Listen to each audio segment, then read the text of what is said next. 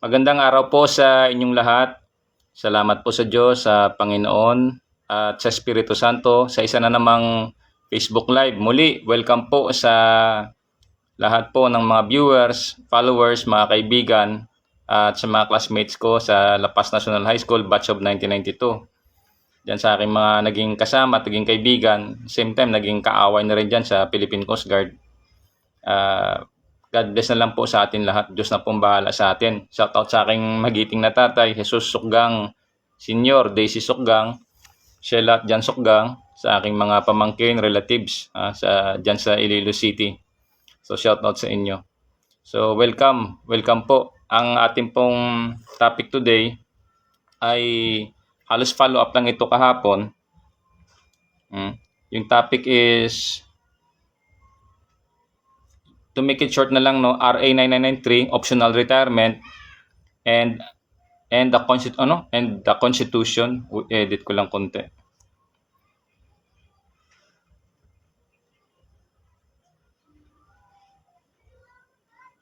The Constitution. Kamali pa tuloy. And other related laws. Yan, baguhin ko na. Yan, na-edit ko na. Pagpasensyaan nyo na kasi parang binigla ko na bigla. Napabilis ba? Copy-paste ko na lang ito. Yan. At lagay ko dito sa isa kong sa live ngayon. Mag-lab na rin ako. Saglit lang please bear with me. Edit ko lang kaunti. Ilagay ko lang yung title. So, welcome mo sa ating channel. Welcome mo sa inyo. Salamat po doon sa lahat ng mga nag-views. Maraming salamat sa inyo sa patuloy niyong pagsusubaybay. Well, I do not see and I cannot see kung sino-sino kayo lahat. Neither, syempre, not able to see your attention kung ano man yung intention ninyo. Pero sa akin lang, ang aking pagpe-Facebook Live is part of our education. Kasi yung education, sabi nga ni late Senator Miriam Defensor Santiago, education is a weapon against ignorance and injustice. So puntahan ko na po yung itong aking topic for today regarding dito sa optional retirement, no? Tama lang. Sa optional retirement, sa uniform service, meron mo siyang sinasabi dyan na 20 years lang pwede ka nang mag-optional retirement. So ano bang related nito sa aking subject matter regarding kahapon? Kasi under sa Republic Act versus doon sa NHQ circular na nilapat sa akin ng isang officer diyan na chairman ng board diyan sa may PCGRRRB board, na nilapatan niya ako ng circular, no, na sinasabi ng circular again RA 9993 versus circular ng NHQ PCG circular number 06-20 dated ito May 2020 ito Edit ko na lang ulit, nandun pa yung documents ko. So yun, timbangan ngayon yon. Ang nakita dito, pwede talaga ako mag-optional retirement kasi may precedent meron hong batas. Mas nauna yung batas ng Republic Act na yon, kumbaga. Hindi ho pwedeng ibasura na lang yan ng circular kasi mas mataas yung batas ng Coast Guard Tapos meron pa dito yung related pa na mga batas. Isa dito yung sa time pa po ni Marcos Sr. Ito yung Presidential Decree number 1638. However, ito ay sa uniform service, di particular di AFP. May nakita din ako dito sa mga PNP, BJMP and other pa po na mga uniform service branches or branches of uniform, no? Pero dito may nakita ako dito, sinasabi kong as-search ko dito sa Google, for uniformed non-officer enlisted personnel of the Philippine Coast Guard, optional retirement is allowed upon accumulating at least 20 years. So 23 years na po ako, 23 years and ilang months, 10 months na ako yung inyong lingkod. Ganyan, oh. So 20 years lang po. Ihinto ko muna diyan. So yung Republic Act pala ito, 9993 is known also as the Coast Guard Law of 2009. Signed po ito during po ito ni President Gloria Macapagal Arroyo. Siguro pwede rin ako humingi ng tulong doon, Congresswoman.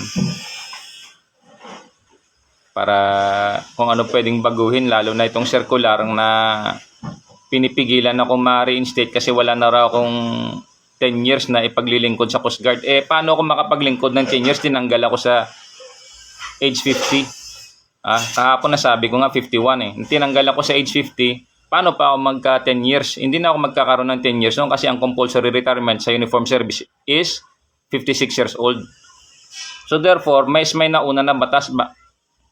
Si classmate, shoutout sa'yo. Sana hindi ka ma-endorse dito, no? Shoutout sa'yo, Jess Repiso. God bless na lang sa'yo at sa karir mo. So, ito, may batayan ako na itong aking, kumbaga sabihin ko na ipinaglalaban, wala pa naman sa korte kasi saka na lang kasi may nangyari doon sa abogado, hindi maganda. Nagkasagutan pa kami. So, in short, mayroon hong batas, mayroon hong batayan. At sinasabi ko nga dito sa title ko, no, yung the Constitution. Kasi primary law is the Constitution. Next is the Republic Act 9993. Pero yung pinaka-pattern yan, pinagmulan din yan doon sa Presidential Decree 1638 and other related laws. Kasi yun ang mga primary dati, no? Ito Presidential Decree number 1638 known as the AFP Military Personnel Retirement and Separation Decree of 1979 was signed by President Ferdinand Edrelin Marcos on September 10, 1979. It governs the retirement, separation, and pension system for military members of the Armed Forces of the Philippines, so on and so forth. Tapos, and was notably amended by Presidential Decree number 1650 to clarify active service rules and computation guidelines. Ito na. Madali lang naman ngayon kasi fingertips nga, the power of fingertips. Type mo lang, i-search mo lang, madali lang Pero bago ko ituloy, sana kayo ay masaya kasama ang inyong pamilya at kung kayo ay nag-iisa ay masaya kayo sa Panginoon. Again, salamat sa Diyos, sa Panginoon at sa Espiritu Santo. At medyo huminto yung ulan kaya take opportunity ako na i-Facebook Live ito at i-share talaga sa inyo. Siyempre, ang aking advokasya dito, o the alteram partem, let us hear the other side, is also to educate. Educar, educer sa Latin, etymologia, etimon, the beginning, the origin, is to bring the best within, no? Educar, educer in Latin. So, tuloy ko pala dito. So, meron dito sa mga key retirement provisions, yan. Allowed, optional retirement, allowed after completing at least 20 years of service, active service. So, 23 years na ako, ilang months yun, active service. So, ganun, allowed ako. So, therefore, sana may consideration. Tsaka, ito naman sa akin, ang mga circular, lalo na circular, pwede hong baguhin niyan kasi ng batas nga. Those are laws Kaya nga doon meron tayong Congress, tsaka merong Senate. Kasi yung magpapasa ng mga panibagong bill, ang tawag niyan sa pinapasang resolution or bill ho iyan ang tinatawag. Mga proponents proposal ng mga bill to become a law. Magkaroon sila ng hearing doon, may ilang hearing sila niyan, tapos siyempre may votation sila, at least 2/3 para maipasahin sa Kamara, sa lower house, and then sa higher house, may counterpart na yan. Tapos after niyan, ma-consolidate na lahat, yung bill na yan, kung anumang bill iyan in particular, ipapasa iyan, halimbawa, to revise a sort of law, tulad yan, yung Drugs Act of 1972 or 71 yan. Na-revise yan ng Drugs Act of 2000, I think that was 2002. Signed yan ni President Gloria Macapagal Arroyo. So, ganun lang So, ang circular na ito, dyan sa Philippine Coast Guard, talaga very offending yan. Siyempre, on my part, this is probably a unprecedented and the precedent, no? Precedent kasi nangyari na nga ito. Pero precedent in a sense na ipaglalaban pa natin ito at siyempre in-inform din natin itong dati kong ahensya na pinaglilingkuran din, pinagtrabahuan yung Philippine Coast Guard na ipaabot sa mga kinaukulan na siyempre, ang ginawa kasi sa akin, tinanggalan ko age 50, wala bang humanitarian consideration or consideration in other related laws na ako entitled na ako sa optional retirement, bakit hindi ako i-reinstate? Kasi ang katwiran nila yung circular. Hindi pwede kasi na mas mga ibabaw yung circular kaysa Republic Act na 20 years na optional retirement. So nakikitaan dito talaga na this is deliberate, this is intentional, this is random, selective, abuse of discretion. Sabihin ko na abuse of discretion kasi nakita ko there was an abuse. May pang-aabuso during on the discretion. However, kung sa procedure, kaya nga na sinabi ko kahapon, sinundan ko yung abogado na ibig sabihin nung last week, sinundan ko yung abogado, nagkasagutan kami. Kahapon sinabi ko yun sa aking Facebook Live na kahapon na-inform ko nga doon sa aming pag-uusap, sa pakipag-usap ko sa abogado, nagkasagutan kami na sinasite ko doon na merong sa discretion part, on the discretion part. Walang question sa discretionary, sa procedure halimbawa, pero nakita ko tuloy, base doon sa pagsagutan namin, na meron pa palang dapat i-attach doon sa honorable discharge. Kasi based doon sa directive, may compliance doon sa paragraph 5 na within the bounds doon sa PCG-RRB, subject to the PCG-RRB na mga provisions or what. So therefore, dapat doon sa honorable discharge namin, dapat may attachment doon na resolution. At siyempre, bago nila i-attach yung resolution doon, dapat tinanggap muna nila yung re-enlistment namin, no? Re-enlistment namin, tapos yung explanation letter namin, tapos yung aming explanation letter ng aming admin officer, siyempre with the endorsement of the unit commander. So, linawin ko lang po kasi ang nagiging nangyari dito, since sila yung gumawa ng mga circular na ito or circular, may tinatawag doon na and may batas pa ho doon sa re-enlistment kasi may tinatawag na 30 days and 60 days. So in short, ang aking magiging batayan naman dito, kung ang usapan din lang dito, kung ang usapan din lang dito late, how come na late siya ng 30 days, 60 days? It doesn't matter Bakit? Late pa rin Bakit inallowed yun? It's because of the circular. Bakit na late din ako ng halimbawa, sabihin natin lagpas 60 days, bakit hindi ako i-allowed? Kinumply ko naman kasi commandant is speaking yan Therefore, that should be allowed. Pero kung uusapan dito circular, halimbawa sa batas talaga, pagbabasihan natin yung batas kasi by definition, law defines as right is always given. Again, law is, quote, right is always given, unquote. So what right is there given kung na-late na din lang? Anong pinagkaiba doon? Whether it be, sabihin natin, 30 days or 60 days naman. Paras din namang late yun Bakit na ilimitahan mo yung tao? Kasi nagpa-process naman.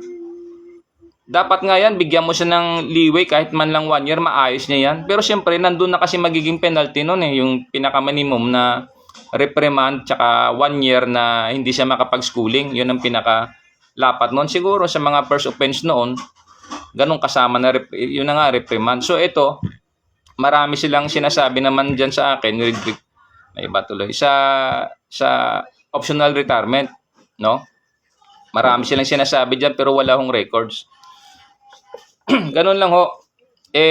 Again, sa late re-enlistment, balikan ko lang, baka mawala ako kasi daming pumapasok sa isip ko na para bang gusto kong makarating talaga sa korte ito kasi ang justifiable reasons dito is the circular na hindi ako pwedeng i-reinstate kasi nga wala na akong 10 years sa serbisyo.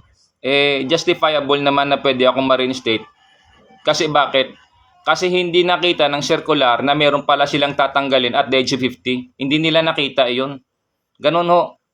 Hindi nakita ng circular na yan na pwede ka palang magtanggal ng age of 50 tapos pwede palang ma-reinstate. Kasi bakit?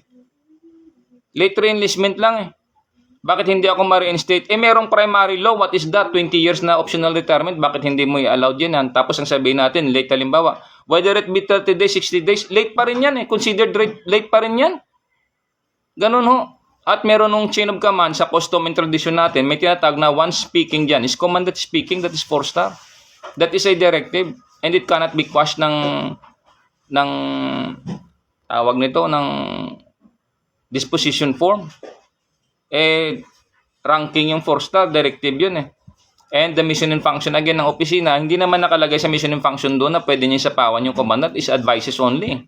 Dapat doon bago siya nag-issue ng disposition form and others, is nag-issue siya muna ng letter na nag-recommend siya kay commandant na ito, ganito, ganyan. Kasi ganun yung takbo niyan eh. Dapat sa disposition form doon, may recommendation muna doon kay commandant para receive nila or sa command master chief namin, halimbawa sa pinakatatay namin ng enlisted personnel dyan sa Philippine Coast Guard. Tandaan nyo, medyo masilan-silan ito sa mga hindi Coast Guard halimbawa o kahit pa man sa mga ibang uniform service dyan. Baka iba kasi ang nangyayari sa amin sa Coast Guard, no? Iba ho. Swerte siguro sa inyo sa ibang branch of service na meron kayong mga official na makatao, meron siyang awa, meron siyang prudence sa batas. Ganun lang ho. At least nakikita niya na, oy classmate, pati gayon, classmate, sana hindi ka ma-endorse dito. God bless din sa iyo at sa pamilya mo. So, ganun ho. Swerte kayo kung may mga senior officer kayo na talaga hong makatao, na pag may nakita silang problema, meron silang nakitang solusyon. So, ganun ho. Kasi ako, dyan sa Coast Guard, ang daming nakaaway ko dyan, ang sinasabi lagi, yung kasiraan ko. However, nakita ko yung mga records ko. Wala namang mga records doon. Ganun no. Dinala ko nga sa abogado yung pinakita ko. Kaso lang, nung time na yun, nagkasagutan na kami. Siyempre, I will not allow kahit na abogado siya. Kaya nga, ang topic ko kahapon, researcher versus lawyer. Kasi hindi ko i-allow yun eh. Tapos ang dami niyang sinasabi, parang hindi ako papayag doon. So again, isa-cite ko rito yung circular na yan, yung NSQPCG Circular Number 06-20 dated 28 May of 2020. Yun, parang na-memorize ko tuloy, na alala ko. Yun nga ang sinasabi dun sa paragraph 5-F na ang sabi, wala nang dapat ang re-entrance should be may 10 years sa dapat. So hindi nakita ng circular na yan na pwede pala silang magtanggal ng tao na age 50 sa Coast Guard. Isa na ako doon. Tapos hindi pala nila pwedeng i-reinstate kasi wala ng 10 years as per circular. That circular is a direct violation of the Philippine Constitution and also a violation of Republic Act 9993 itself na nagsasabi na 20 years pwede na mag-optional retirement. See? Sinasabi ko lang ho dito yung aking defense. Sabi, it's because I have the right to self-defense. It is a natural law. It is a God-given right. Bakit natural law? Bakit God-given right and a natural law? Galing ho yung karapatan natin sa Diyos. Bakit natural law? In science, environment, di ba bakit may mga defense mechanism yan? Bakit may mga uniform service tayo? May mga defense mechanism tayo? It's because to defend our country. Bakit merong isang Filipino content creator na nagsasalita dito sa Facebook na Ode Alteram Partem yung kanyang pinopromote dito, yung kanyang channel? Nagsasalita siya. It's because there is problem. Meron nung sinasabing national subversion. Kaya nga, kinire-recommend ko lagi, welcome sa inyo Amerika. If you need my service, I will offer it to you for free. Ganon lang ho. Kaya nagsasalita tayo dito, also is to educate, is to share the knowledge. Kasi nga, hindi naman yan permanente ang circular na yan, pwede nyo i-revise eh. Kasi nakitaan nga ng mali. Tanggalin ka sa age 50 tapos hindi ka na i-reinstate dahil wala ka ng 10 years. Pero meron hong primary law. And what is that primary law? Also within the RA 9993, the Coast Guard law allows me to optionally retire. Kasi meron ho akong 23 years na in the service. Ano po yan? Batas iyan eh. So ganun ho. So therefore, yung circular na yan, una, unconstitutional yan. At hindi nakita ng mga nagpasa ng circular na yan, sorry to offend you, wala naman akong alam kung sino nagpasa niyan. Dapat, meron silang dapat mga specific doon na, siyempre, pag active service ka na tanggalin ka kung whatever reason man, tulad yang rate enlistment lang. Grabe ka bigat yung ginawang pataw sa akin yan. Sobrang bigat. At siyempre, ang aking magiging depensa rito, siyempre, makakarating talaga ito. Gusto ko talaga makarating sa korte. Naghahanap pa ako ng other options kung mga abogado.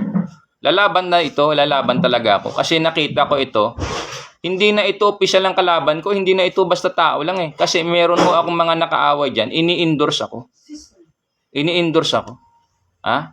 Dapat yan sa batas na yan, sa circular na yan, dapat talagang palitan yan. Kasi una, that is unconstitutional. And that is against the RA 9993. Kasi bakit? Apektado ako ng circular na yan. Hindi ba nakita ng circular na yan na merong 50 years old na tinanggal dyan sa Coast Guard because of late re-enlistment lang tapos hindi nila i-reinstate? See? Ganun ang nangyari dyan. May precedent. There is a precedent although this is unprecedented. Unprecedented kasi bakit? 50 years old na ako, tinanggal ako dahil late na enlistment lang, hindi ako i-reinstate dahil sabi wala na akong 10 years. So gaano kagago na circular iyan? Hindi ko sinasabing gago kayo dyan ha. Ang sinasabi ko, may pagkukulang yung circular na yan. So therefore, ang sinasabi ko, ang asinay ko kanina, yung mga batas na yan, may mga butas talaga yan. Tulad yan, sinample ko is the Drugs Act of 1972. Meron hong loopholes iyon, butas. Paano mo hulihin yung mga precursor or mga elements sangkap sa paggawa ng shabu? Eh wala yan sa Drugs Act. Kaya gumawa ng Drugs Act of 2002 signed by then President Gloria Macapagal Arroyo. It's because there are precursors na yung shabu, marami palang sangkap yung shabu. Ha? Iba rito, may mga piggery pero shabu pa lang sa ilalim yan, mga laboratory, nahuli nga eh. Ganun. Ganun ho ang kalakaran dito sa Pilipinas. Kaya nga ang salitang corruption is to destroy. Pero balikan ko ulit dito yung sa akin, yung sa 20 years, nawala tuloy sa isip ko. Na dapat yung NHQPCG yan, hindi pwedeng mas mangibabaw yan sa Republic Act 9993. Kasi may 20 years na ako na pwede kong mag-retire eh. Tapos, under doon sa Constitution, meron hong sinasabi ang Constitution sa Bill of Rights, now no law should be passed abridging the rights. Ganun ho. Eh, that circular, abridge my constitutional rights. Ganun ho. So, welcome mo. At least na iparating ko ito sa inyo. I-share ko naman sa ito kasi marami yung Coast Guard na apektado rin dito. Alam ko ho, maraming nakita ko eh. Nagsuffer na. Isa na ako dito na nagsasuffer. At pinaparating ko ito sa kinaukulan sa mga may katungkulan dyan sa Philippine Coast Guard, sa mga senior officers natin, at saka sa mga gumagawa ng mga circular na yan. Kasi may pagkukulang. May pagkukulang ho yung circular na yan. Abay, pinag-initan ka halimbawa, age 50, tanggalin ka age 50, tapos ganun, ipasuffer ganito. So naalala ko na yung sasabihin ko. So ganun ho. At babalikan ko lang ng kaunti. Under doon sa directive ni Commandant dated na-release ng 02 May of 2025, sa directive niya, dapat may consummation doon sa paragraph 2. Eh hindi nga nagkaroon ng consummation eh. Kasi dapat doon sa paragraph 5, doon sa communication, dapat dadaan yung subject. Eh paano maging subject iyon kasi hindi nga pinaprocess sa akin? Dapat sana pinaprocess yung paragraph 2, pinakonsummate kasi pinarasis ko naman eh. Opo, pinarasis ko. Ngayon, ang nangyari, pinahinto ako, tapos nilabasan ako ng directive na honorably discharged. Therefore, this directive, honorably discharged, whether it na tanggapin nila hindi, tanggapin nyo man dyan o hindi, may pagkukulang. So therefore, kung may kulang, there is a mistake. There is a mistake. There is a loophole. So alam ito ng may mga lawyers naman sa atin dyan, ano? So, sir, naiya naman ako, sir, eh. Naiya ako mag-drop name sa inyo dito, sir. Baka paginitan kayo. Siyempre, naging kakilala ko lang si Sir Pansipani kasi abogado yun si sir, eh.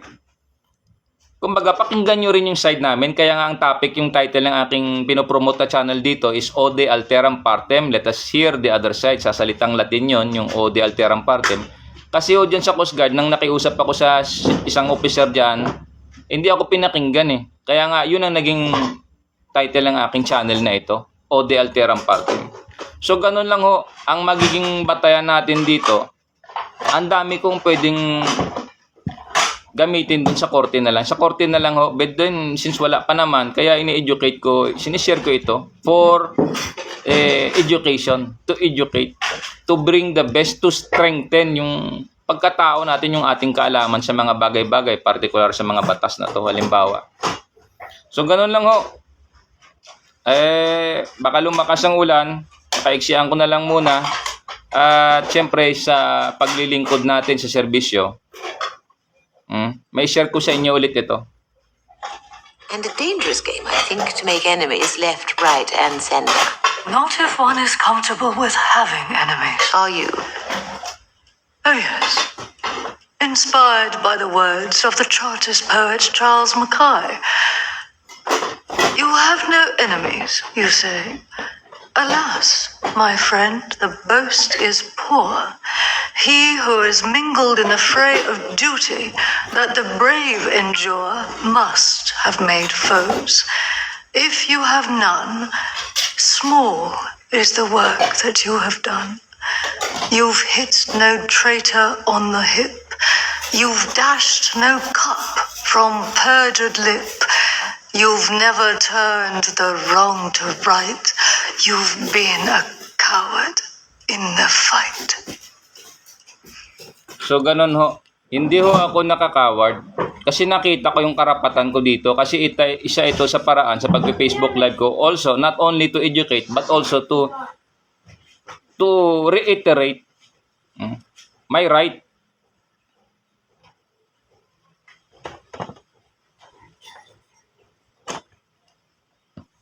I-reiterate yung right ko.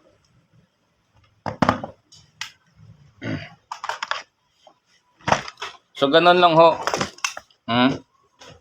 So, bravery pala ito. This is courage. We have to endure. Ganun ho.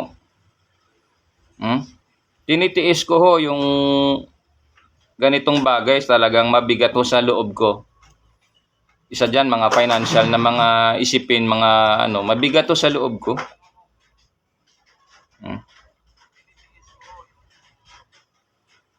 Hinahanap ko lang yung isang quote dito ni Senator Miriam, the late Senator Miriam Defensor Santiago. Yan, pinost ko na. So again shoutout sa aking magiting na tatay, sa aking nanay, sa aking mga kapatid, pamangkin, mga kaibigan, relatives, lahat to sa mga naging kaibigan ko dyan, Batch 92, also to the Batch 92 of La Paz National High School. Maraming salamat sa inyo. At dahil sa inyo, tawag nito, tumataas din yung views ko. Maraming salamat din po. So, sa lahat ng mga viewers, followers ko, halimbawa, please don't forget to like, share, or also, if you want a comment, if you want a discourse, pwede ho tayo doon. Pwede ho ako doon. At, again, ano pa ba aking masabi sa inyo? Yun lang ho. Sana na-suffice ko itong aking Facebook Live today na RA 9993 na allows me optional retirement versus yung NHQ PCG Circular Number 06-20 dated 28 May of 2020, paragraph 5 decimal F, which states na yun na nga, nasabi ko naman, na-post ko naman, ipopost ko na lang dito siguro mamaya. Na lang, salamat ng marami. Sana na kapag-educate ako sa inyo, lalo na sa aking mga brothers in arms, sa mga kapwa ko Coast Guard, sa mga Coast Guard na alam ko marami sa atin dyan, mga tinanggal din, nag-aapila pa rin status natin. Again, masabi ko, pagpasensyahan nyo na, hindi ako abogado, isa lang akong hamak na researcher. No, wala nga akong certificate na maging researcher, ako self-study lang lahat Hindi man ako abogado, ganon. Nagbabasa lang, nagsi-self-study lang ng batas. So ganon ho, lahat ng mga bagay na ito, hindi naman ito aking interpretation. Kung anong sinasabi ng batas, syempre, let the law, what the law states, you have to read.